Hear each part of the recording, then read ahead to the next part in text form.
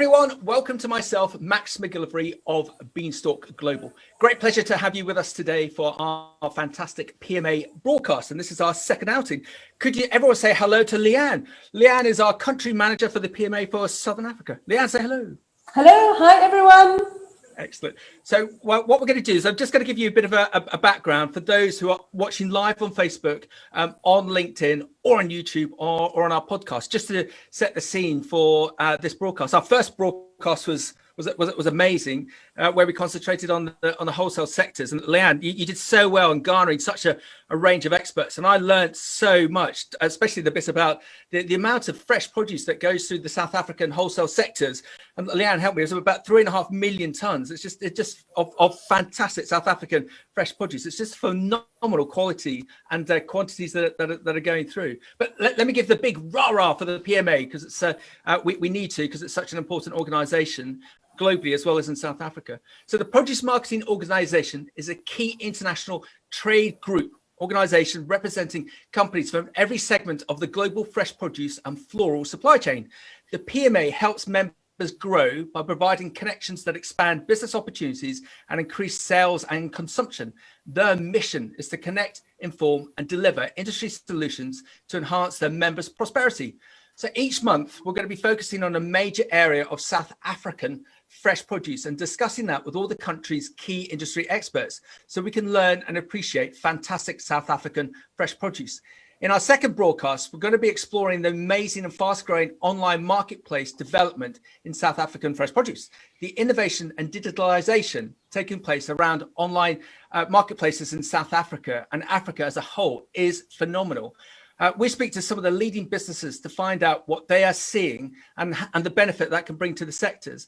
And also, we're very privileged to have a great guy as one of our speakers, a lovely chap called Giles Barker, who's the CEO of KissenHub. And KissenHub very kindly become one of our partner businesses to promote this broadcast. So KissenHub and Giles really keen to get more into the South African marketplace. So I'd love you to hear from Giles a little bit later and see what your thoughts are on him. So Leanne, let's come over to you firstly. We were talking about the weather in our green room. You're in Joburg today, and you're saying it's not quite the weather you'd anticipate for a lovely day in Joburg. Is that correct? No, we've been having an incredible amount of rain in South Africa at the moment. So we had a big rainstorm last night, so we're a little bit wet and soggy today, and our temperature is probably sitting around about 25 degrees, which is quite chilly for us at this time of the year. But there is some good news in respect to the rain, that the bulk of your dams, reservoirs in South Africa are full, overflowing, which is a rarity. Would that be correct? Very much a rarity. You know, we are a drought stricken country, and water is always a very big challenge for us. So no one really complains about rain. We sort of might grumble a little bit, but everyone is very, very grateful to have it. So, you know, we're used to sunny, hot days every day, and we can live with a few rainy ones. So Leanne, you'll know better than most what our UK farmers are like. If it's raining, it's too wet, and if it's dry, it's too dry. So I'm sure South African farmers are not the same. No. They're absolutely as much rain as we can get. But we have an interesting, when we have big showers, Max, we actually get quite a lot of flooding. Yeah. Because our geology is just not geared for that sort of big amount of rainfall. So when we do have these big downpours, you get the motorways are flooding, you get all the rivers, we have flash flood rivers, and it can cause quite a lot of damage. But, you know, pros and cons. We still want the water. We still want the rain. Well done. And if it's okay, I just want to talk about two broadcasts that I was involved with yesterday, because I think they're very interesting. They sort of they might link into the broadcast today, but some of the records, some of the viewers today might want to just dial in. I was very privileged to be asked to host a broadcast yesterday for the United Nations and the subsection called She Trades. And She Trades is an organization that looks to empower women globally to get involved in setting up their own businesses. and I was asked to host a broadcast about how growers, female growers, could get into UK and EU retail. And so we managed to get two amazing people through our networks. And you're going to have to help me, Leanne, with Liz's surname in a minute. But we had Jim Jeffcoat, who is ex-Asda and Walmart technical director for fresh produce. So he gave a really good understanding as to why growers try and avoid middlemen and find trusted partners, trusted fresh produce groups who've already got the links, either into retail or wholesale within the likes of Africa or into UK and Europe. And we also had Liz, who's the head of horticulture and fresh produce from Pick and Pay. Leanne, just help me with her surname because you're far better on South African names than me. I think it's Vanika because it is, and it is, and Liz was fantastic because she was talking about collaboration. That the likes of Pick and Pay, they really do want to help these growers, but just talking through the process of how they should get involved. So if you want to have a look at that recorder, we believe it's on the She Trades website, and we'll send that through a little bit later. So that was yesterday morning, and then yesterday afternoon we ran a broadcast for a group we host called Healthy and Sustainable Food. And the subject matter there was the collaboration between healthcare and fresh produce. And we had some absolute rock stars on there. We had an amazing lady, Rachel, from the World Obesity Forum, who basically stating about societal change, trying to change behavior of people. Instead of buying high sugary food, that they should be buying fresh produce for all the reasons that we're aware of. But perhaps the most interesting individual was a chap, Kyle, who's a doctor in the UK. And I'm still trying to get my head around it, but he's managed to find some very interesting medical cures using watercress. And this then brought on to the conversation about collaboration, that there's a number of people and organizations in the UK that are really keen to collaborate with overseas growers to test, trial and grow commercially crops specifically for the healthcare sector. So if you want to have a look, just go onto our website and look at the record for the Healthy and Sustainable Food Group. And you can have a look at that record and listen to it either on YouTube or on the podcast. And if you're a business and you want another income stream for fresh produce, have a look at that broadcast and contact those speakers or come to me, because there could be an amazing commercial collaboration there. So you could win financially, but also do good. So I just wanted to highlight those. So Leanne, I think you also wanted to just give us a bit of a snapshot as to what you're seeing in South Africa as well. Yeah, I think also sort of talking about your two previous broadcasts, I think there's a little bit of a tie-in today. I know that our focus is talking about online platforms and the digitization of trade.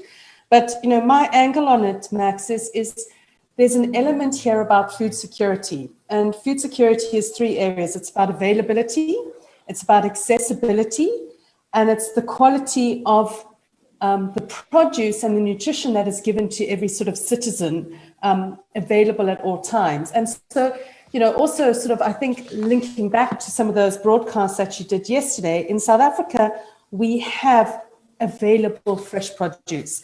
In real terms, since 1994, we've doubled the production of food in South Africa, and we are a net exporter of food and fresh produce.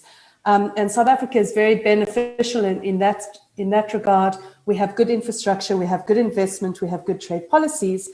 And unfortunately, our neighbors over the border, particularly when you're looking at Zim, Botswana, Mozambique, Lesotho, Swaziland, they are not in the same position. So they are more food insecure. And then also talking about the nutrition, we also have pockets in South Africa where we have a large proportion, over 6 million people who are food insecure. And I think there's a nice correlation about, the digitization of trading platforms and how that can solve logistical challenge and bring about better food security in countries. And I'm going to leave it there and hand it back to you to speak to our speakers today. And just to wrap up, we're very keen, and we will do it at some point in the short term, to get Joe Shaw Roberts, who's the commercial insight director for Kantar from the UK. So they look at the statistical movement of food, and Joe majors on fresh produce. And as he stated recently, within the UK, we've seen an upsurge of fresh produce consumption and purchasing of upwards of 30%, because when we've been in UK lockdown, we haven't been able to go out to pubs, clubs, restaurants, and so we've been going to supermarkets or other outlets, and we've been buying more fresh produce, and so we're seeing this uptick. So the hope is that the consumer in the UK is now enjoying fresh produce. And I think we might even said it on the last broadcast, Leanne. Our Prime Minister went down with COVID, and when he came out, he said one of the reasons he was so ill was because he was chubby, because he was fat. And we cannot be a nation of obese people. And myself, the Prime Minister, and the NHS were going to do things to make people better. So the reason for saying that is that we see there's going to be a further increase of fresh produce consumption in the UK and Europe. So that's going to be a benefit to South Africa. It's just managing to find that en route into the market. Combined with that, it's the UN International Year of Fruit and Veg. So everything is aligning as we come out of hopefully the pandemic this year and early next year. We should hopefully see a further escalation of consumption of fresh produce. That's going to be a benefit to everyone involved. But Leanne, for people to be able to handle that success, they're going to need online platforms, aren't they, to Absolutely. be able to assist. And I think I made a slight mistake earlier. So I didn't read out all of our speakers. So just for those on the podcast, so they know who's coming up. Firstly, we're going to have Louis de Kock, who's the founder of Nile.Ag, and Louis is based in South Africa. Then we're going to have the great Giles Barker from CEO Kiss & Hub in the UK. And then we're going to finish off with the great Grant Jacobs of Hello Choice, who's based in South Africa. Louis, you hopped on in there. Come on in. So that's thanks, Max. Hello. So let's get into this. Leanne, do you want to just turn off your video, because otherwise I'll end up spotlighting yourself. So Louis, Thank you very much. So Louis, just for our members of our podcast, I just want to give you what I call our rah-rah, so that they get a better understanding of yourself. I do find with experts like yourself, you're unless you tell me otherwise, you're so modest that you don't give us the background on you. So I'm going to give you your background for you. So here we go. So Louis de Kock, he's founder of Nile.Ag. Louis' e-commerce experience includes launching Amazon Go's produce division in the United States of America, and that's fascinating in itself. Amazon Go is a retail concept that leveraged Just Walk Out technology to revolutionize the in-store shopping experience. Louis previously managed Amazon Fresh Meat and Seafood division in the United Kingdom at the time when the company rolled out its ultra-fast grocery service. You also worked at, can you help me with the pronunciation of this, Louis? Jumia. Thank you. Yeah. I'm notorious for bad pronunciation, as Leanne will tell you, where he was responsible for developing a new B2B e-commerce concept for Africa's leading online retailer. Louis recently moved back to South Africa to launch Nile.Ag, an online sourcing platform that enables direct transactions between farmers and traders across Africa. He's a chartered accountant and holds an MBA from the University of Oxford. So Louis, I've got to ask you, why leave Amazon? Max, I think you left out the most important part, and that's that I grew up on a farm in South Africa. And so I guess my heart has always been with farmers and the farming community, especially within the African continent. And so it's not specific to South Africa, but my interest is really across the continent. And that's, I think, where we see most of the opportunities. And so moving back to South Africa and, developing a platform that we sincerely believe will have a big impact on the farmers in South Africa is a very natural fit, I guess, to my passion and like my interest in general. So Louis, with someone like yourself, especially with your academic and your financial background, you could have gone off in any direction. Are you what we all hope for in the respect of the farming, the fresh produce community globally? That you'll go out to the bigger world, you'll learn, you're a bit like a bumblebee. You'll go to all those plants, pick up the pollen, pick up that information, pick up that knowledge, pick up that competence, and then come back and make your family business or your own business bigger and better. Was that the plan from the get-go? To be honest, Max, it was. So I think the idea was that we want to develop a business that's world class, and for it to be world class and for it to be really impactful, that requires a lot of skills from many different industries. So finance, as an example, e-commerce, as an example. I mean, so there's a lot of skills that's required, I think, to build a world class platform. And certainly that's what we're trying to do. And I think that was the idea about getting exposure across the board. And certainly it's been like a crazy adventure so far. Yeah, and someone like yourself is quite positively unusual because you've got a range of skill sets. If you look at most people, traditionally they're very good in commerce, they're very good in technical, they're very good in operations. There's a book I always quote in the UK called The Beer Mat Entrepreneur, and this was a story about 4 guys who met up at a pub 20 years ago, and they realised that for them to have a successful business, they needed 4 key skills. They needed a head of commercial, head of technical, head of ops, head of something else, and the 4 of them managed to bring that all to the table, and hence the beer mat, because the beer mat has 4 corners. But that's why I'm intrigued by someone like yourself, because you're basically covering 3 facets of that beer mat. So coming back to Amazon, we've got to know what was it like working for Amazon? What was it was it like working in Willy Wonka's chocolate factory, or what was that a slave ship, or somewhere in between? Tell us, because no one's listening. Tell us. So to be honest, I'm going to disappoint you because I won't give you gory detail.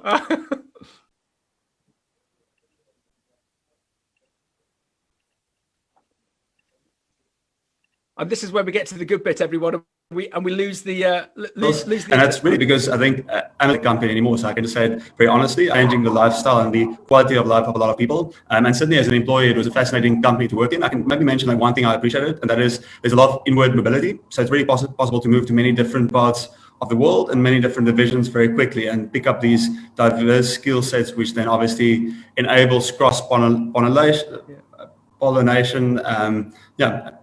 Sorry, am I breaking up?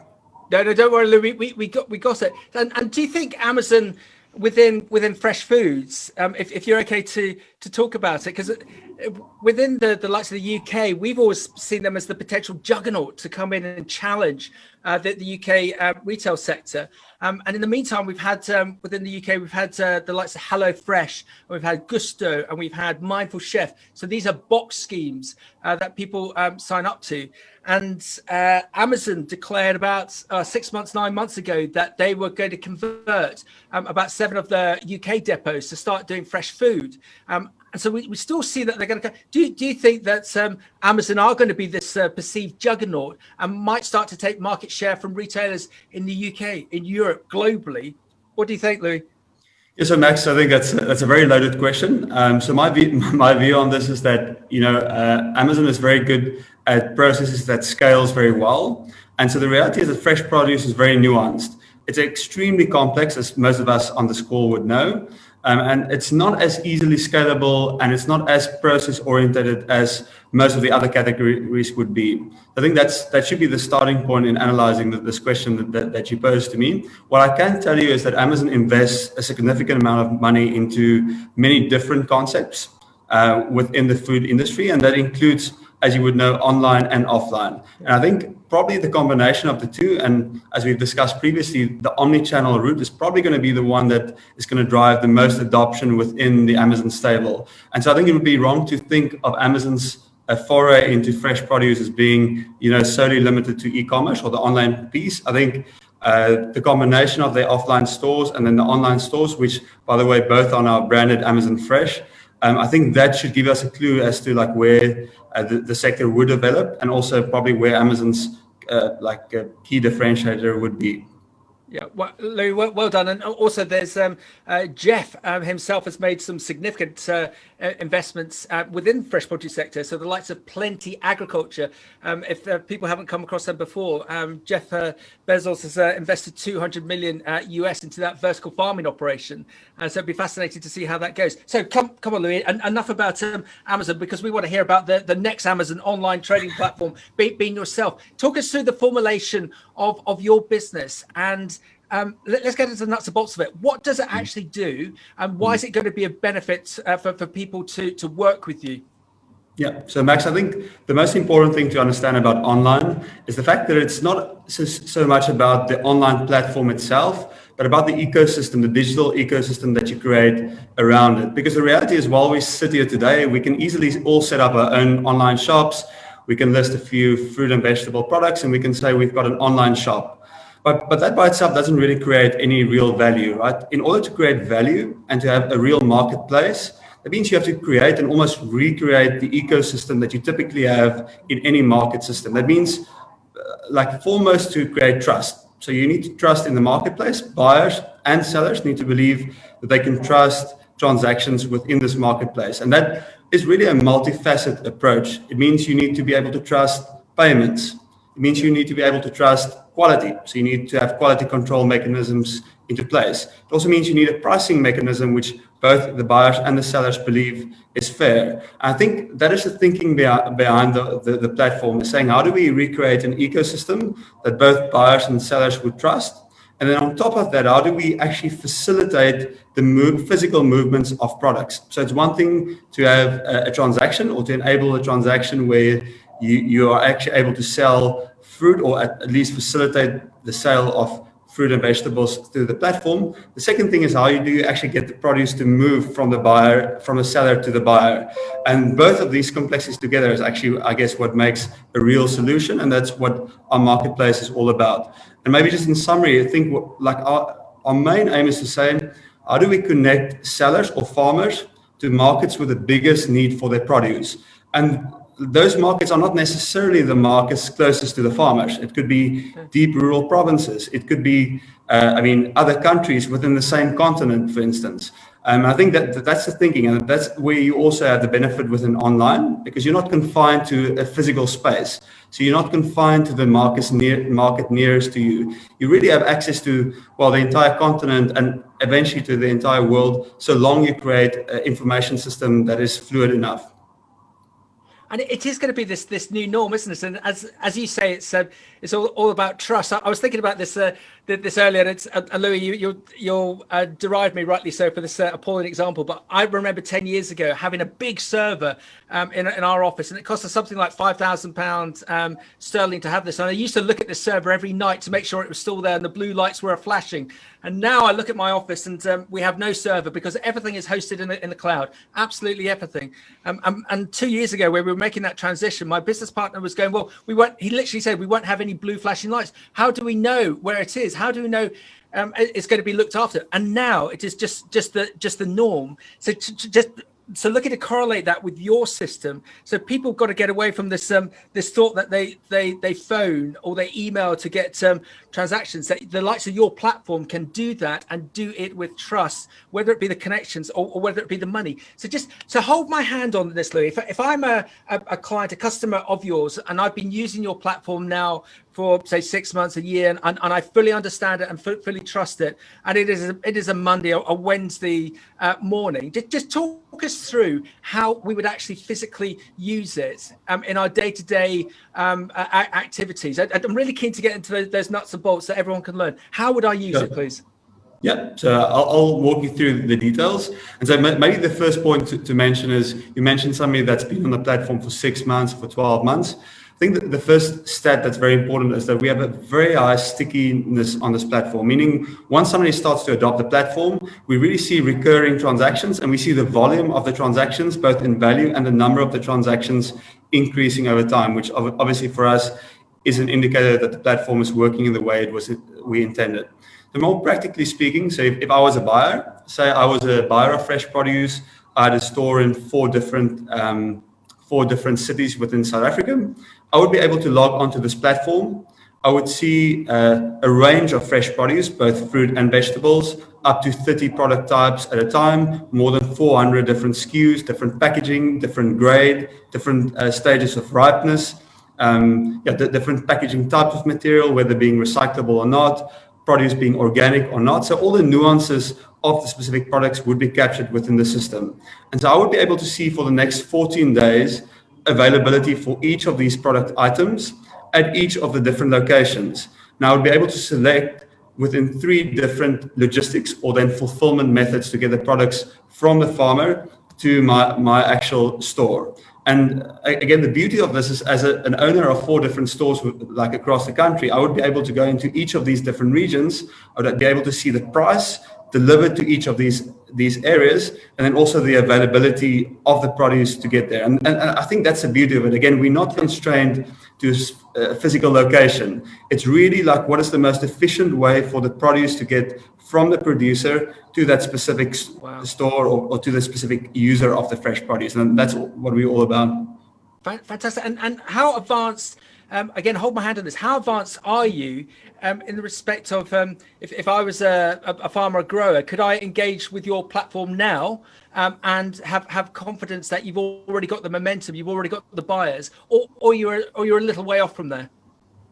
No, Max, you can definitely have the confidence. We have most of the biggest buyers of fresh produce in the country already actively trading on a day-to-day basis on the platform. These includes small family businesses right up to big listed companies that are trading on a recurring basis through the platform. I mean, we launched and we thought initially, I mean, we have to be pretty conservative. The reality is it was going to take a lot of time for people to get used to the system. And to be honest, like, our expectations was completely wrong. I think from this perspective, we had a very quick and very aggressive adoption from the buyers in a quick space of time. And we believe the reason for this is probably, like you referred to, the new normal post-COVID. So, I mean, the same buyer would go on to takealot.com or Amazon then for that matter, do his online shopping. And so it's not as inconceivable for that same shopper to sit in his living room and order his fresh produce for his store or for his supermarket chain or for his wholesaler through the platform. And so I think the adoption has been, significantly faster than we expected. And we, at the moment, actually, we have a supply constraint. So we have like more demand that we can meet. But we are thinking about this business in true Amazon style in a very long-term way. Yeah. We are not doing we're not making any decisions on a short-term basis. We're really thinking about how we build trust in the system and how we keep a long-term mindset in the way we're rolling out this business. And that's going to be the way we conduct the business going forward. Louis, that's fantastic to hear, because I probably like yourself, I see a number of tech startups and they're so good on the tech, but they're appalling on the marketing. And to be able to create this, I call it why care and share. Why should a buyer adopt your service, your app, and then say to all of their friends, colleagues, peers, you've got to adopt this. Why care and share? So it sounds like you've already created that magic dust without having to spend gazillions of rand to get it about. So we just had a question, Louis, for you. How does your product support the South African market and over border to other African countries? Can you create that support for the markets? Yeah, so I mean, if let's take an example. If you were a buyer within Swaziland, within Botswana, within Namibia, and we already have many buyers in that area, I mean, as a buyer, they could log into the system, they could see the prices for the different produce, and they can also see the fulfillment methods, like the way in which get the produce to the neighboring countries. And today, we mostly still focus on the neighboring countries because the operational complexity is not as high as it would be into the rest of the continent. But really, Nile is a pan-African trading platform. And so the idea in the long run is to enable any farmer in the continent to connect with any buyer across the entire continent. And through having connected hubs, so meaning having logistical hubs in many different parts of the continent, we should be able to find the most efficient way for produce to move from the buyer to the seller. And in a small way, we're already doing that within this Southern African development community, so within SADC, because that's the way produce are already flowing through the platform to these different buyers. But again, the same could be extended to the rest of the continent, actually, hopefully to the rest of the world. But I mean, let's not get ahead of ourselves here. Like I said, we're taking a long-term approach to the way we're rolling out this business. But Louis, you make a fascinating point, because I was lauding the fact earlier that the likes of the UK has seen a 30% increase of fresh produce sales, but we are only 72 million souls in the UK, and we're quite a long way away from yourself. The 10 fastest growing cities, the 10 fastest growing cities in the world are all in Africa, and they all need feeding, and they're a young population who have already adopted the fresh produce. So with your business solution, to be able to go transborder within Africa initially, to dominate Africa, then go further afield would look to be a great route to go. So, Yeah. I think Max is a good point you're making. So urbanization, like rapid urbanization, obviously completely changes the food system and the requirements of the food system. So, I mean, if I was from an agrarian rural community, I would be mostly self-sufficient from a food perspective. But the moment people urbanize and they move to big cities, they become completely dependent on a food system, and a food system that in many cases are either not well developed or not there at all. And so we're seeing a really good opportunity to leapfrog actually the traditional market systems in many of these economies. And as they grow and as they urbanize, we do believe digitization will play a big role in leapfrogging these systems, the same way as mobile money has leapfrogged the banking system in many of these areas, and e-commerce has leapfrogged, for instance, physical retail in these areas. And that's the same we think about fresh produce within the African continent. Excellent. And Louis, just to wrap up, what would your advice be to farmers and growers in South Africa who are perhaps a little bit hesitant in taking up this new technology? What would your advice be to them, please? Yep, I think, Max, the most important thing here is with e-commerce, there's a very low barrier to entry. It's a two-sided marketplace. It means theoretically anyone can register on the platform and start trading. And the best thing is just to test. I mean, to do one test transaction through the platform, I mean, is not a high risk. And so I think the mindset should be that of let's learn, let's try and test and learn quickly. And if it fails, I mean, then we fail and move on. And if not, then we're successful and we're part of a big and a growing channel that has endless potential in future. So I think we should not see it as a big and a binary type of decision. We should see it as, testing, learning, and then also adapting and moving along. But certainly from the adoption that we've seen both from buyers and farmers, this is a format that's here to stay and that will most likely grow exponentially in time to come. So we're pretty excited about it. Excellent. And Louis, how can farmers, growers, and other people who want to engage with you, how can they find out about you? How can they find out about your business? Give us that house and call, please. Yeah, Max, it almost feels like an advertising opportunity, but I mean, they can literally just log in onto our platform. So the platform is www.Nile.Ag,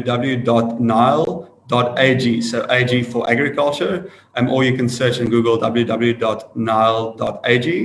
And then you should be able to contact us pretty easily through there. We are a young and a responsive team, and we're very happy to meet up with farmers and buyers alike, both in South Africa, in the continent, and also the rest of the world. Happy to share learnings with them. Excellent. Louis, just stay there. Giles, if you're okay to turn on your video and your audio so I can bring you in. What I'm fascinated about with Louis is, as we said at the start of the conversation, the learnings that he's received from the likes of Amazon and being able to bring that back to South Africa and do good, I think is fantastic. But doing good, we were talking in the green room, Louis, earlier about the upcoming Lions tour and how myself and Giles, very big Lions supporters, are obviously going to win against yourselves when we hopefully play later this year. What are your comments about how you think the Lions tour will go, Louis? Do you think we'll win? Remember, there's Giles and I against you here. So Max, as I mentioned to you, it looks unlikely that the tour will go ahead due to COVID at the moment. And as I also mentioned to you, I think that's really good fortune for you and Giles. I think that might save you some slight embarrassment. So I think it will work out very well for you guys this time around. Excellent, Louis. It's been fantastic to see you. Now go away. Thank you, Louis. Thanks for your time, Max. It was great speaking to you. No, you're brilliant. One to watch. So Giles, what are we going to do with this on the basis that the Lions tour is actually going to happen? How are we going to recover from this and win? Any suggestions, Giles? Well, I think we need to write a reply first, Max. I don't think it's going to be that much a whitewash, but I think hopefully maybe we might get it in the British Isles itself. Maybe the Lions tour play in the UK. They're kind of talking about that recently. So fingers crossed for that, because I actually have tickets for one of the kickoff games, British and Irish Lions versus Japan in Edinburgh. So. Wow. Just after the COVID restrictions get lifted as well. So very much looking forward to that. Hopefully.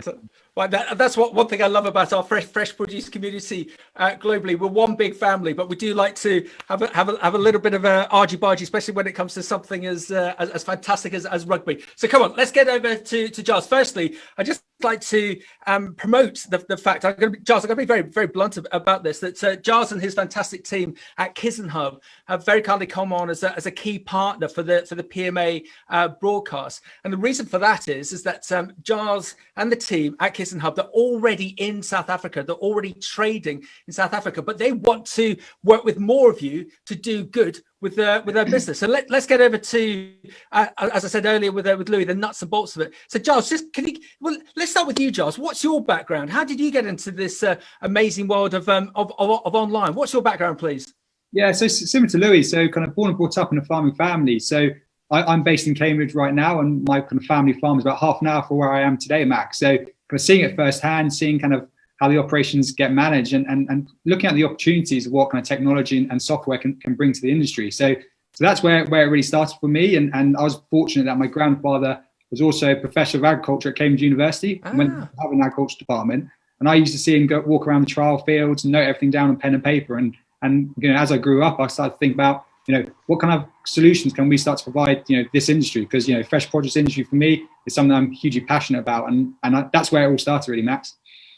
Fantastic. And my team have just told me off because I haven't given you our big rah in respect of the people listening on the podcast. So let me just do that for you. So Giles, CEO of Kizzen Hub. Giles co-founded the very impressive Kizzen Hub business, which is a world-leading enterprise software provider to the agriculture and fresh produce sectors internationally. Its crop intelligence platform allows users to manage the supply chain and field trials more effectively through the cloud-based platform. The platform drives greater visibility, insight, and decision-making throughout the season for the whole supply chain. With a farming background, as Giles said, he's fully aware of the challenges in agriculture and fresh produce production. His vision of building a team that blends both agribusiness, fresh produce, and software experience has become the backbone of Kizzen Hub. So with Kizzen Hub, how long's your journey been, Giles? Did you start last week or 20 years ago? Where are you in this journey, please? So Max, I started off 7 years ago now. So I met my co-founder Sachin at Cambridge University's business school.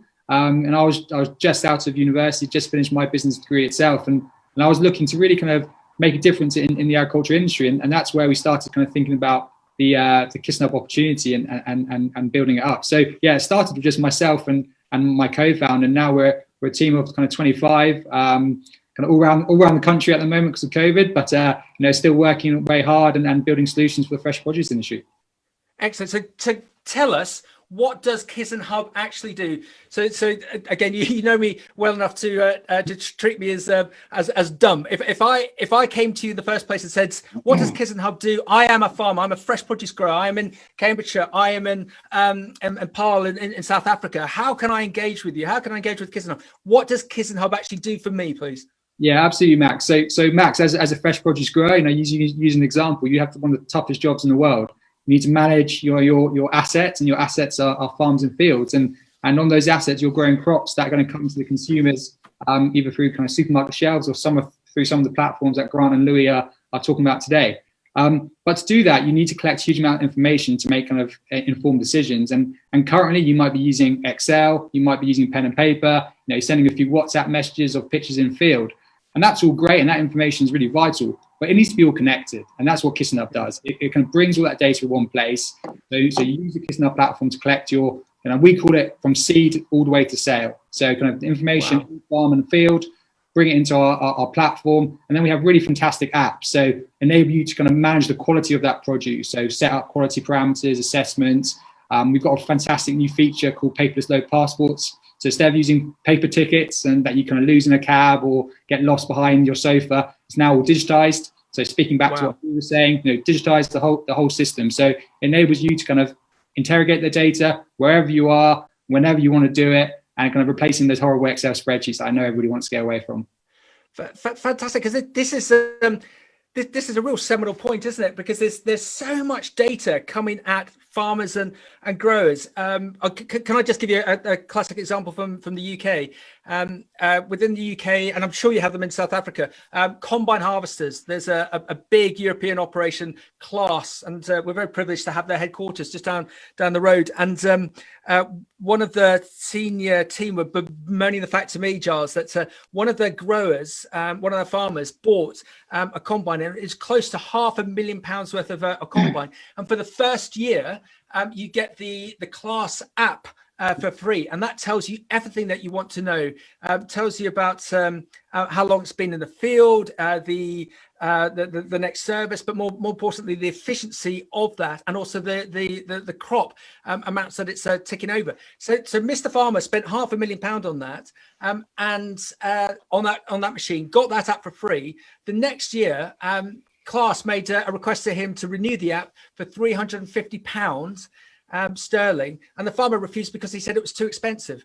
And you can't believe the amount of information that technology is, as one specific example is giving. When they questioned him, well, why do you not want this app? Because we see it as integral to your business. Oh, all these machines are giving me all this information. I just don't know what to do with it.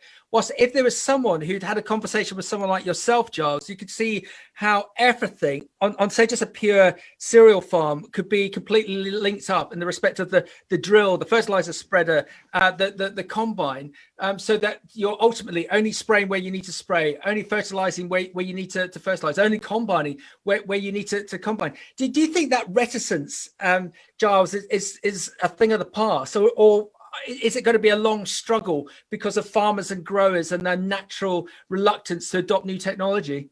Yeah, it's a really great question. It gets asked all the time. And I think for companies like myself, and especially for Louis and Grant as well, we're selling to kind of the larger kind of producer groups who are kind of looking to sell their fresh produce into kind of UK market or the European markets and so on. So they're already kind of a very much a sophisticated bunch, and they're using software tools already in their business. You know, they might be using accounting software, they might be using an ERP platform, and we see ourselves as part of that kind of solution pack for them. You know, we see ourselves as another software provider which enables them, a part of the sector or part of the industry which hasn't yet had a kind of custom developed custom solution for the fresh produce industry.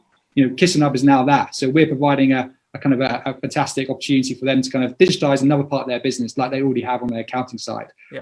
But going back to your point on the growers, you know, I know lots of growers, and I think sometimes they get a bit of a hard stick with kind of saying, you know, they're kind of a bit of laggards, or they take a bit of time to adopt technology. But I think for me, you know, and any kind of business person, they're all kind of business owners themselves. You show them the return on investment, you show them why it makes sense, and like anybody, they'll adopt it. You know, as you said, somebody spent £500,000 on a combine harvester. They did it because there was a return on investment for them. Obviously, it looks nice as well, but that's the main reason. And it's the same for software as well. Okay, so let's drill down into South Africa, and I'm very privileged to be relatively well traveled through South Africa. So I'm just going to pick an example. If there was a large citrus grower who might also represent a number of outgrowers, and they're serving the phenomenal South African wholesale sector that we talked about in the last broadcast, but they're also exporting to the likes of the UK and Asia, and they're keen. They want to adopt this type of technology. What would your advice be to them, and how could KissenHub be deployed into their business, and what's the sort of time scales involved in that, from signing of an agreement to results coming through? Can you just hold my hand as my now adopted South African citrus grower and talk us through that, please? Absolutely. So we're just entering the South African market, and we're really excited about it. And the first thing they'll do is they'll reach out to my colleague, Warren Roach. So a South African, born and bred originally from Cape Town, and he'll take your call and take you through the process. And the process is very straightforward. And what we like to say is we're a bit anti-ERP. You know, ERP implementations take, you know, days, weeks, months, years, in some occasions, hundreds of thousands of pounds. By KissenHub platform, we can take you through a demo in 30 minutes, you know, an hour, take you through a specific use case.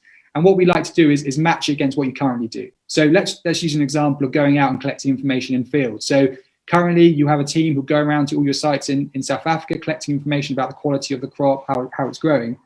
And now what we do is, you know, would show you how KissenHub would come in and replace that. So you might be using pen and paper, you might be using Excel, WhatsApp to do that. And we'll just show you firsthand what KissenHub can do alongside that. So, if you were to replace this is how KissenHub would work. This is how much it would cost, and this is what the return you'd get for doing it. So very simple process, a matter of kind of hours to take you through that kind of demo. And then the setup process is one of my favorite parts. It takes days. We sit down with your team, we train them, we set you up, and then you're ready to go straight away. Fantastic. And how does it work on a day-to-day basis? Am I on a laptop? Have I got an app?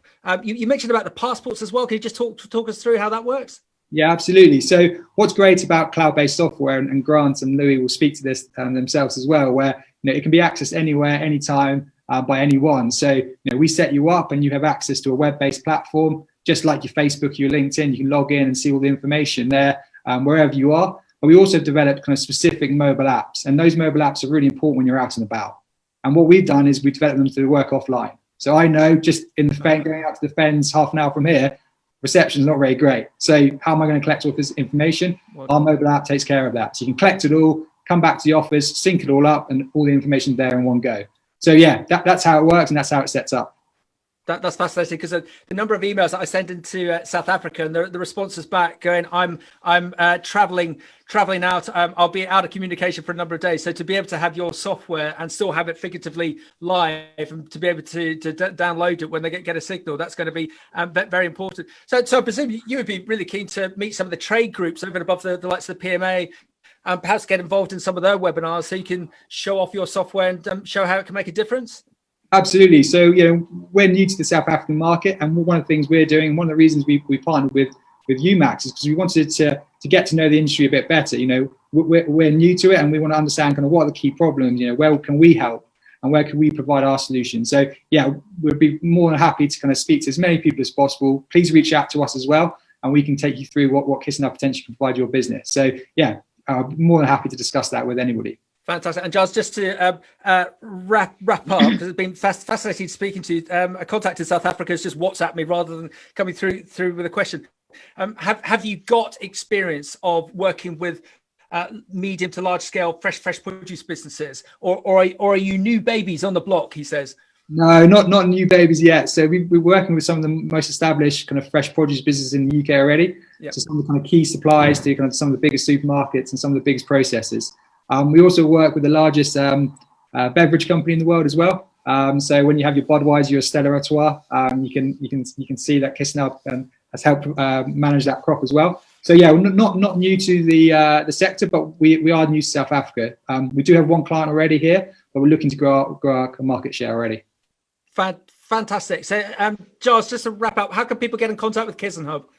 So head along to our website and kind of take a look, and then you can book a demo directly from there, or you can reach out to my team via hello@kissenhub.com, or if you want to speak to a South African in person, you can reach out to my colleague Warren, and you can reach him at warren@kissenhub.com. So any of those ways, but we're more than happy to speak with you all. Fantastic. It'd be great to see I'd love to see this cross-fertilization. It'd be lovely to see Louis' business coming into the likes of the UK. And Louis, if you ever need a hand with that, just please give us a shout. And that's why we're really keen to see this cross-fertilization of the likes of Giles and Warren and KissenHub going into South Africa. So Giles, just stay there. Let's get Grant back in. So Giles, let's just talk about rugby again, because I don't think that, I think Grant is really concerned that when the Lions tour does happen, that we are going to whitewash South Africa like we have done traditionally in the past. Giles, what do you think? What do you think we should say to Grant when he comes in? Oh, Grant's in. Well, I don't want to say too much, because I know Grant in the green room was saying a couple of things about how patriotic he is about the Springbok. But what I would say is, they were lucky in the World Cup, and they're not going to, lightning doesn't strike twice. So I'm sure we'll do it next time. Grant, should we push Giles out now? Absolutely. I think it's actually time for him to move on, I think. It's actually, SA time, Springbok time, I think. Springbok time. Okay, Giles, I'm going to have to put on my Dr. South African hat. We're going to move over to the fantastic Grant. So Grant, I'm going to give you your big rah-rah, if that's okay, for everyone dialing in and also on the podcast. So Grant is an inspirational leader with more than 20 years business development and management experience across a range of sectors. He's held director and senior management positions at New Concept Mining, Sabata Holdings, and correct me, Grant, if I got that wrong, formerly Micro Mega Holdings, and the State IT Agency, and founded Amacula Investments in 2005. Grant holds a BCom in Information Systems, and has a certificate in management from the Henley Institute. Grant, fantastic to have you on. I'm going to take Good, thanks for having me. I'm going to take a slightly different approach with yourself, if that's okay. I'm going to. You and I have just met after the rugby. We've sorted out all the scores and all that side. Yes. We found we've got a common interest, which is this amazing world of fresh food, fresh produce, agriculture, and South Africa. And so I asked you this question, Grant. What do you do? Grant, tell us, what do you do? Jeez, fantastic things. No, thanks, Max. I think really, obviously, as Hello Choice, we are an online marketplace. And what it means is we actually create the opportunity for buyer and seller to meet each other. Simply stated, we make it as easy and as cheap as possible for buyer and seller to trade. I think specifically when you look at the agricultural sector, you've got varying supply, varying demand. You've got sellers who are actually largely isolated. You've got buyers who struggle to find product, and actually creating the mechanism for them to find each other and trade efficiently online is what Hello Choice does. So just go back to yourself again, because I'm curious. So with your with your background, apart from being a professional rugby player, you could have gone into the likes of mining, say, on a long-term basis and had a career. Why get involved in the wacky world of food per se? Why? Yes, absolutely. Well, listen, my background is in IT, so it's in business systems, processes, etc. And what I've done is really use that across a range of sectors. So. And I think many of the challenges faced by fresh produce agriculture are in fact really systems, digitisation, process issues, which are common across a range of issues. So kind of using those skills and kind of learnings, and then and basically partnering up with some of our partners who have very, very deep agricultural know-how insights. We're able to really create something special. So it's really bringing those skills and those kind of insights and actually bring it to fresh produce and agriculture. So Grant, I find this fascinating because I'm going to make a bit of an odd example. Vertical farming. Well, I don't know if you're seeing it within the likes of South Africa, but we're seeing this gold rush towards vertical farming, and every man and their dog seems to be getting in and investing large sums at it. The likes of the Rabobank in Holland stated that in the next 3 years, 90% of the people getting involved in vertical farming won't be in it. They will have gone pop. They will have run out of money. With online, is there a bit of a gold rush towards the food sectors for people to get involved in it, thinking that they can create the next Facebook, Twitter, WhatsApp equivalent within the food sector? Are you seeing that? And if you're seeing that, are you ahead of the game? Yeah, listen, absolutely. I think agriculture and fresh produce, in kind of many ways, is a fairly low tech sector. I think there's actually lots going into production technology, but not much in terms of the actual supply chain. So I think that people are seeing it as a white space to actually move into. But I think one of the challenges, which kind of Louis spoke to, is that you are dealing with real produce, real quality issues, farmers who are isolated, buyers who have varying demand. So kind of matching it, as kind of simple as it may seem, I think we are actually really solving some real life problems. So yeah, absolutely. There's actually lots of action in the online agricultural marketplace space. And do you think it's going to accelerate the need for you and your business, especially on the back of COVID and my big rah-rah about how much more fresh produce is going to be sold? Is it actually going to be really difficult for farmers, for growers to keep up without your technology? Absolutely. I think that anyone who tries to really be successful in the 21st century needs to embrace digitization. Because ultimately with digitization, you actually overcome the constraints of time and space. So, physically, currently, if you are sending your product to a market, you are actually constrained by that physical market. People can only find it in that market. There's costs of getting it to the market. So actually keeping it on your farm, digitizing it, and then finding, and then actually make it possible for buyers anywhere in the world to find it, really actually creates tremendous opportunities to obviously cut costs, plus obviously shorten the actual supply chain, which is absolutely critical, obviously within fresh produce and agriculture. Well said. And I have to roll out my blockbuster video example. So if anyone's not aware, there's a massive chain of blockbuster videos. Do you remember VHS videos that you would go to the store? Absolutely, yeah. And you old clunky things. And you would rent a video for your Top Gun or whatever, and watch it on a Friday night with your popcorn.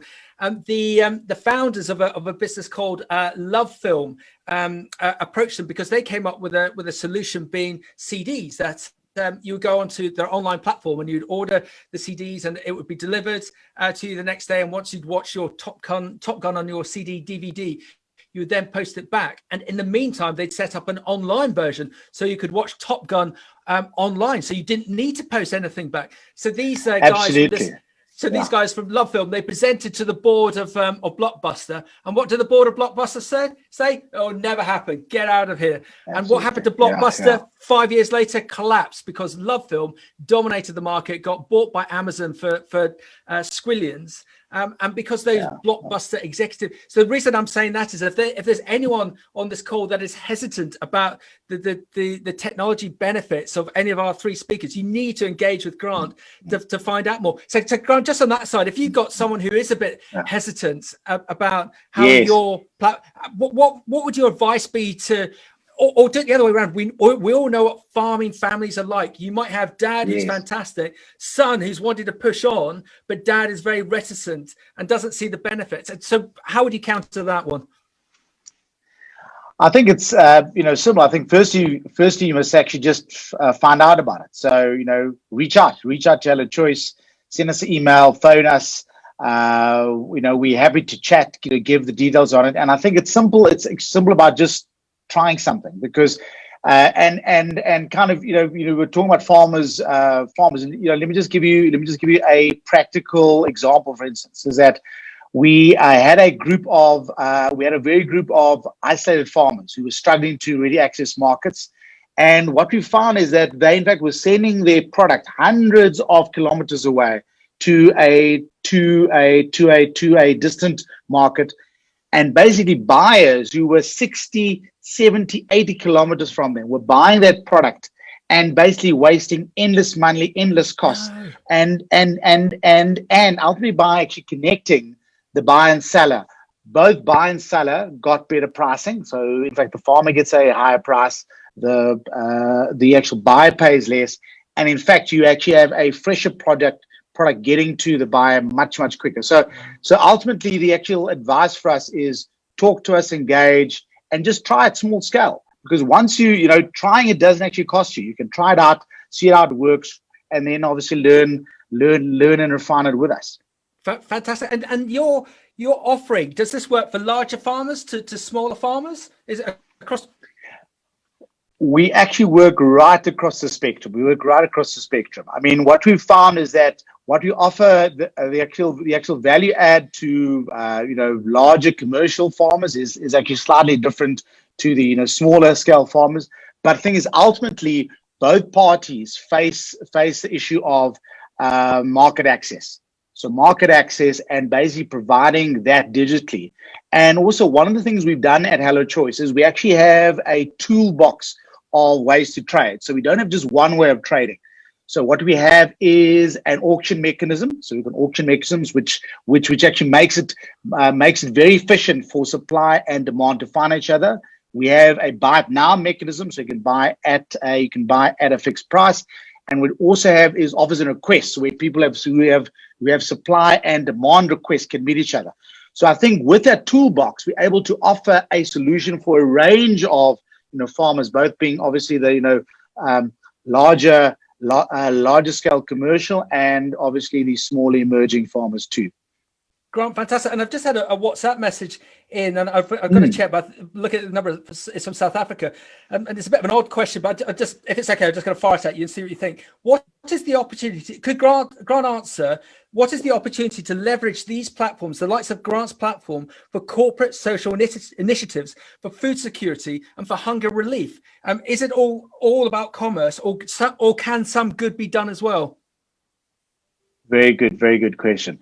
I think what we've found is that firstly, by actually digitizing that product information, we can actually make the match between supply and demand much easier, much cheaper. And when you've got food which actually needs to get to early childhood development centers, old age homes, feeding schemes, using an online platform like Hello Choice makes it possible to actually match supply and demand, get that food to where it's ultimately needed. And as it turns out, we in fact will be announcing next week a groundbreaking project with one of South Africa's corporates to actually really use our platform to actually really drive corporate social investment into hunger relief and food security projects.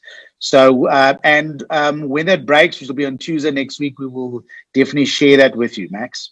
Fantastic. And I'm more than happy to share it our end. And presumably, if people follow your socials, your social media on Tuesday onwards, they'll find out more about that. Grant, that's fantastic. I don't need to say it with the likes of Louis, Giles, and yourself, but it's fantastic that you're all doing good, and I think it's fantastic that you're happy to come onto this sort of platform, because we think of other online platforms, and it's a bit like going back to Amazon.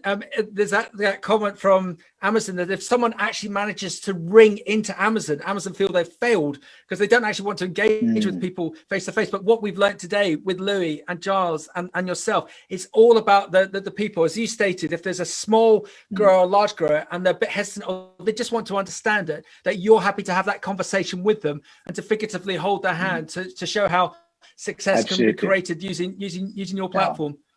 Absolutely, yeah. Max, I think one of the things we've found is that sometimes people actually believe online actually causes people to lose connection.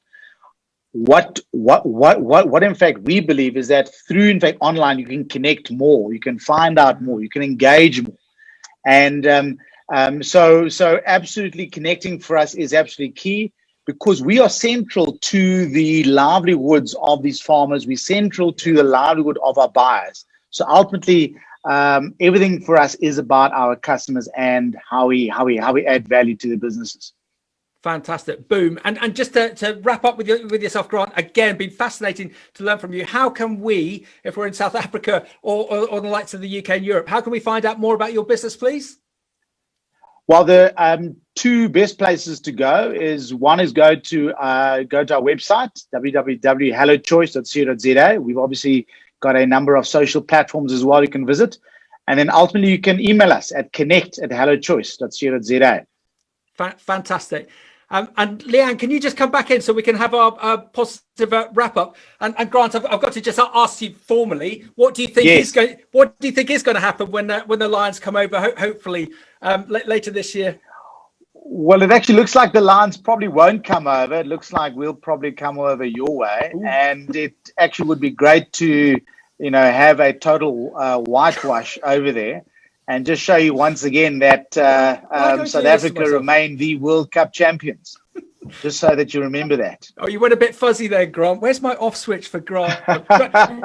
Grant, you've been fantastic. We're all going to follow you. I love the passion from yourself and the other speakers. Grant, if you could turn off your video. Thank you very much, Max. Thank you. Grant, you've been brilliant. Leanne, what amazing people. Just been blown away by that. What are your thoughts, Leanne?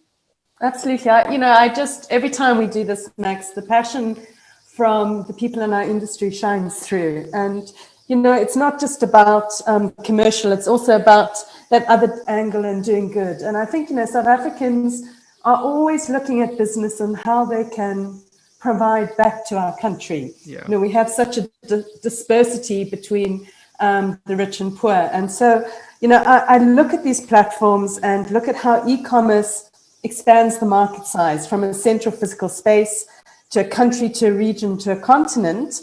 And by doing so, produce can be more efficiently allocated to markets with the biggest need.